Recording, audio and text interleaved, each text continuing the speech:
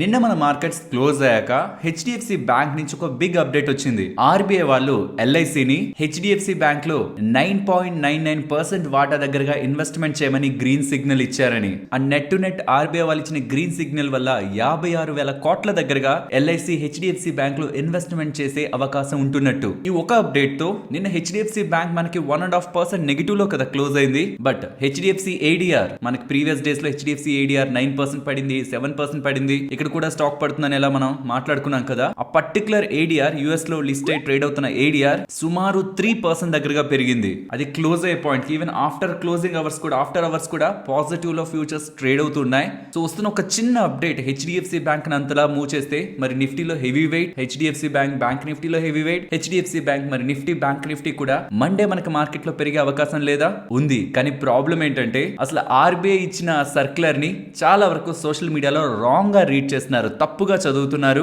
కాబట్టి ముందుగా market opening కి ముందుగానే అసలు ఆర్బీఐ వాళ్ళు ఇచ్చిన గ్రీన్ సిగ్నల్ ఏంటి, అసలు ఎల్ఐసి వాళ్ళు ఎప్పుడు ఇన్వెస్ట్ చేస్తారా డబ్బులు, హెచ్డిఎఫ్సి బ్యాంక్ కి ఎంత మేర లాభం ఉంది, అసలు రియాలిటీ ఆ సర్క్యులర్ పరంగా హెచ్డిఎఫ్సి బ్యాంక్ స్టాక్ ప్రైస్ కి కమింగ్ డేస్ లో ఎలాంటి ఇంపాక్ట్ ఉంటుంది అన్నది ఈ వీడియోలో మాట్లాడుకుందాం. వీడియోని స్టార్ట్ చేసే ముందు ఇవాళ నేను కొంతమందిని అడిగాను, నాకు తెలిసిన వాళ్ళని, పిల్లల్ని లేండి, రిపబ్లిక్ డే కి ఇండిపెండెన్స్ డే కి తేడా ఏంటని చాలా వరకు పిల్లలకి తెలియలేదు. ఇవాళ స్వాతంత్రం వచ్చిందని, లేకపోతే బ్రిటిష్ వాళ్ళు మనల్ని వదిలి వెళ్ళిపోయిన డే ఇదే అని చాలా మంది చెప్తున్నారు. అసలు రిపబ్లిక్ డే కి ఇండిపెండెన్స్ డే కి మీకు తెలిసిన డిఫరెన్స్ ని కామెంట్ సెక్షన్ లో చెప్పడానికి ప్రయత్నించండి. అండ్ వీలైతే పిల్లలకి ఒకసారి వాళ్ళని అడగండి క్వశ్చన్, ఇండిపెండెన్స్ డే కి రిపబ్లిక్ డే తేడా తెలుసా లేదా అని. తెలియదంటే మాత్రం కూర్చోపెట్టి ఖచ్చితంగా దానికి ఉంటున్న డిఫరెన్స్ ని చెప్పండి. అండ్ వీడియోని స్టార్ట్ చేసే ముందు మనందరికీ గణతంత్ర దినోత్సవ శుభాకాంక్షలు. వీడియోలోకి వెళ్దాం. సర్క్యులర్ నేను మీ ముందు ఉంచుతున్నాను. ఆ సర్క్యులర్ లో క్లియర్ గా హెచ్డిఎఫ్సి బ్యాంక్ వాళ్ళ ఎక్స్చేంజెస్ కి చెప్తున్నది ఆర్బీఐ వాళ్ళు ఎల్ఐసిని 9.9% దగ్గరగా వాటా హెచ్డిఎఫ్సి బ్యాంక్ లో ఇన్వెస్ట్మెంట్ చేయమని గ్రీన్ సిగ్నల్ ఇచ్చారని. హెచ్డిఎఫ్సి బ్యాంక్ ఒక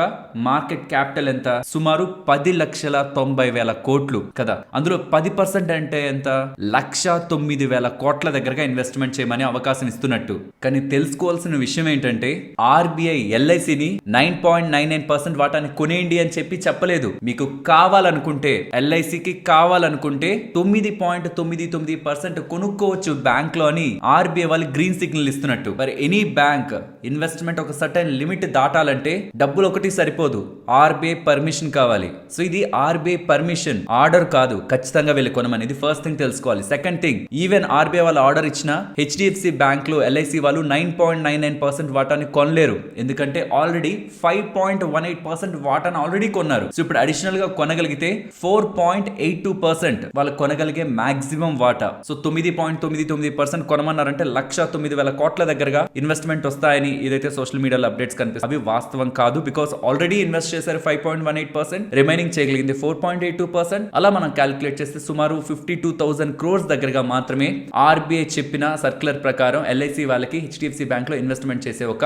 అవకాశం ఉంటున్నట్టు. అట్లీస్ట్ అదైనా చాలా పెద్ద అమౌంట్ కదా. మరి ఇమీడియట్ గా అంత పెద్ద మొత్తంలో ట్రాన్సాక్షన్ జరిగితే హెచ్డిఎఫ్సి బ్యాంక్ లో 20% పెరిగిపోయిన ఆశ్చర్యపడాల్సిన అవసరం లేదు, అంత పెద్ద మొత్తంలో ఇన్వెస్ట్మెంట్. అందుకే ఆర్బీఐ వాళ్ళు మీరు కొనాలనుకుంటున్నా ఇమీడియట్ గా కాదు, లైక్ 1 days 2 days ఇవ్వలేదు అప్రూవల్, 1 year పాటు ఇచ్చారు. 2025 జనవరి 24 వరకు మీరు సర్క్యులర్ లో గమనిస్తే ఇక్కడ మీకు కనిపిస్తుంటుంది. 1 year పాటు 2025 జనవరి 24 వరకు మీరు ఈ 52,000 కోట్లకి సంబంధించిన 4.8% దగ్గరగా వాటా ఆల్రెడీ ఉంటున్న 5.18 కి ఇంకొక 4.82 యాడ్ అయితే, అంటే 4.82 కంటే కొంచెం తక్కువ, సుమారుగా అప్పుడైతే 9.99% వాటా దగ్గరికి 1 year పాటు కొనుక్కోమనేలా ఆదేశాలని ఇవ్వడం జరిగింది. ఈ ఎల్ఐసి వాళ్ళకి ఇంట్రెస్టెడ్ ఉంటే.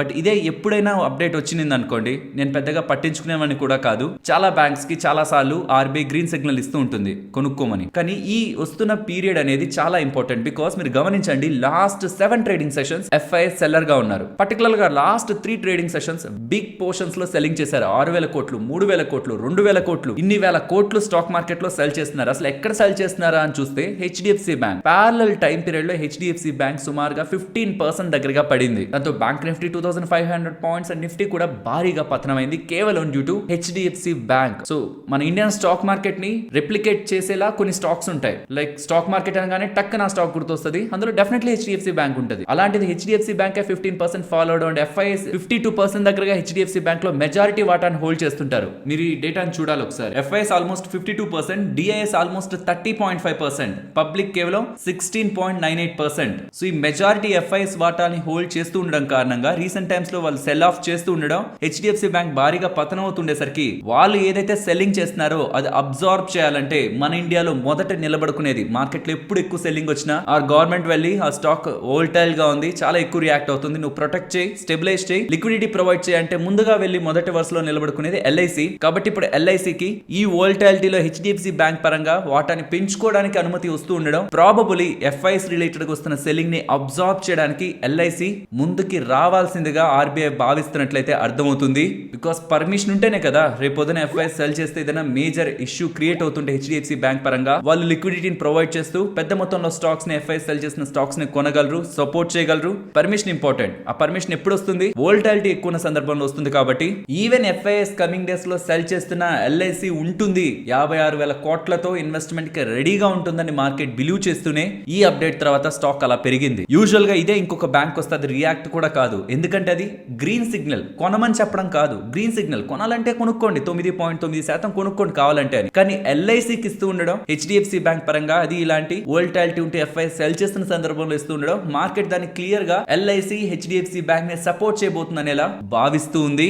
కాబట్టి హెచ్డిఎఫ్సి ఏడిఆర్ అప్డేట్, యాక్చువల్లీ ఈ అప్డేట్ రాకముందు ఏడిఆర్ ప్రైస్ నెగిటివ్ లో ఉండేది. But just after this update nearly 3.5% above దగ్గరగా ఆఫ్టర్ మార్కెట్ అవర్స్ తో చూసుకుంటే నియర్లీ 4% దగ్గరగా from down HDFC ADR react అయ్యింటూ 4% హెచ్డిఎఫ్సి ఏడిఆర్ అదే రిప్లికేట్ అయింది అనుకోండి మండే మార్కెట్స్ లో, ఆటోమేటిక్ గా మార్కెట్స్ లో ఒక మంచి అప్టిక్ కనిపిస్తుంది. అండ్ ఈవెన్ నేను ఈ అప్డేట్ రాకముందు కూడా నిన్నటి వీడియోలో చెప్పాను అండ్ ప్రీవియస్ వీడియోలో కూడా చెప్పాను, క్లియర్ గా ఎఫ్ఐఎస్ వాటాను తగ్గించుకుంటున్నారు హెచ్డిఎఫ్సి బ్యాంక్ లో. నేను ఎల్ఐసిని ఎక్స్పెక్ట్ చేయలేదు, డిఐఎస్ ని మ్యూచువల్ ఫండ్స్ ని ఎక్స్పెక్ట్ చేశాను. బికాస్ ఆల్మోస్ట్ 3 to 4% దగ్గరగా హెచ్డిఎఫ్సి బ్యాంక్ నెగిటివ్ లో ఉన్నది కాస్త సడన్ గా ఈ మధ్య ఒకసారి పాజిటివ్ లోకి వచ్చేసింది. ఎవరు కొన్నారు? ఆ రోజు కూడా చెప్పాను, ఎఫ్ఐఎస్ సెల్లర్స్ గా ఉండి డిఐఎస్ బయర్స్ గా ఉంటే హెచ్డిఎఫ్సి బ్యాంక్ లో భారీ మొత్తంలో మ్యూచువల్ ఫండ్స్ ఇన్వెస్ట్మెంట్స్ చేసి ఇవాళ మార్కెట్ ని ప్రొటెక్ట్ చేసి ఉండాలని. డిఐఎస్ ఇండైరెక్ట్ గా రీటైలర్స్ మనీ రీసెంట్ గా మార్కెట్ ని కొంత ప్రొటెక్ట్ చేసింది. అండ్ ఇప్పుడు ఎల్ఐసి అక్కడ కూడా రీటైలర్స్ మనీ కదా, ఎల్ఐసి అంటే గవర్నమెంట్ ఇన్వెస్ట్మెంట్ చేస్తున్నది కాదు కదా, అక్కడ కూడా రీటైలర్స్ మనీ. సో ఇలా రీటైలర్స్ మనీ మార్కెట్ ఇన్స్టిట్యూషన్స్ దగ్గర, మ్యూచువల్ ఫండ్స్ దగ్గర, ఎల్ఐసి దగ్గర, ఆ ఫండ్స్ హెచ్డిఎఫ్సి బ్యాంక్ ని స్టెబిలైజ్ చేయడానికి అండ్ మార్కెట్ ని సపోర్ట్ చేయడానికి ప్రెసెంట్ ఉపయోగపడుతున్నందుకు రీటైలర్స్ గా డెఫినెట్లీ మనం గర్వపడాలి. రీటైలర్స్ మనీని వృధా చేస్తున్నట్టు కదా, ఇలా లాజిక్ లెస్ గా ఇన్వెస్ట్మెంట్ చేస్తున్నట్టు కదా అంటే ఎవరైనా అనుకుంటుంటే 2020లో కూడా మార్కెట్ అంతా భారీగా పతనం అవుతున్నప్పుడు ఎల్ఐసిఏ ముందుకు వచ్చి ఇన్వెస్ట్మెంట్స్ చేసింది. చాలా స్టాక్స్ లో, పబ్లిక్ సెక్టర్ స్టాక్స్ లో కానీ, నార్మల్ స్టాక్స్ లో కానీ. ఎవరు లాభపడ్డారు? ఎల్ఐసి.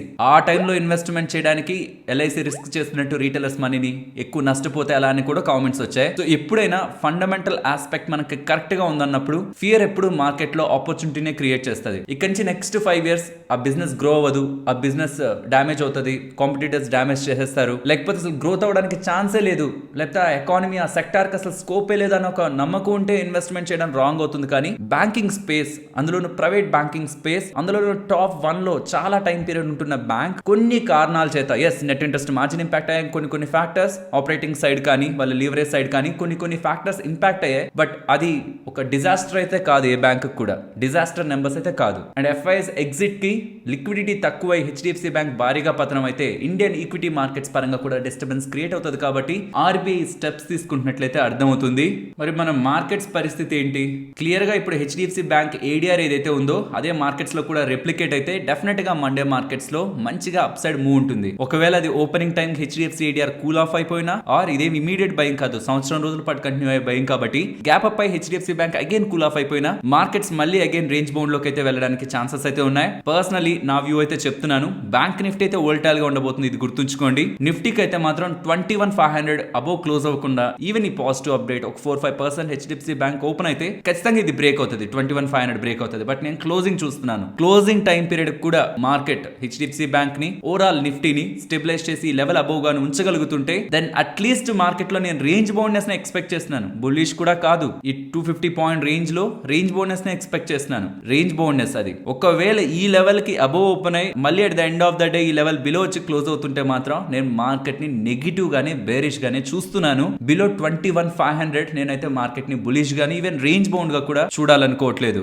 అండ్ టాటా టెక్నాలజీస్ వీటి గురించి మాట్లాడుకునే ముందు February 1st మనకి ఏముందంటే మీరు ఏం చెప్తారు? ఫెడ్ ఒక ఈవెంట్ ఉంది January 30-31 markets February 1st impact అవుతాయి, అంతేనా? బడ్జెట్ కూడా ఉంది, అది interim budget, vote on budget, full budget కాదు. నెక్స్ట్ సెంటర్ లో ఒక స్టేబుల్ గవర్నమెంట్ ఫామ్ అయిన తర్వాత ఫుల్ బడ్జెట్ మనకు ఉంటుంది. కానీ present just interim budget, but still budget market ఈ రెండు చాలా అటాచ్డ్ ఉంటాయి. మేబీ ఏదైనా చిన్న వోల్టాలిటీ ఉండొచ్చేమో. అండ్ ఎక్స్పైరీ కూడా ఆ రోజు మనకి, అది గుర్తుంచుకోవాలి. ఫెడ్ రిలేటెడ్ ఒక ఈవెంట్ అవుట్కమ్ ఇంపాక్ట్ ఉంటుంది February 1st న, అండ్ ఇదొక బడ్జెట్ రిలేటెడ్ గా కూడా కొంత అన్సర్టనిటీ ఉంటుంది. 1-2 డేస్ మార్కెట్ తో జాగ్రత్త February 1st and 2nd. And వీడియోని క్లోజ్ చేసే ముందు thank you so much. 16 lakh subscriber mark ని రీచ్ అవ్వడం జరిగింది. ప్రీవియస్ గా కూడా 11 lakh, 12, 13, 14, 15, 16 ఈ మార్క్స్ లో ఎప్పుడు నేను మాట్లాడలేదు, కానీ ఇవాళ ఎందుకో గుర్తొచ్చింది 16 lakh మార్క్ రీచ్ అయ్యాం. మీ అందరికీ థ్యాంక్ యూ చెప్పాలని. Thank you so much again. నేను మరొక ఇంట్రెస్టింగ్ వీడియోతో మళ్ళీ మీ ముందుకు వస్తాను. అంతవరకు టేక్ కేర్. జై హింద్.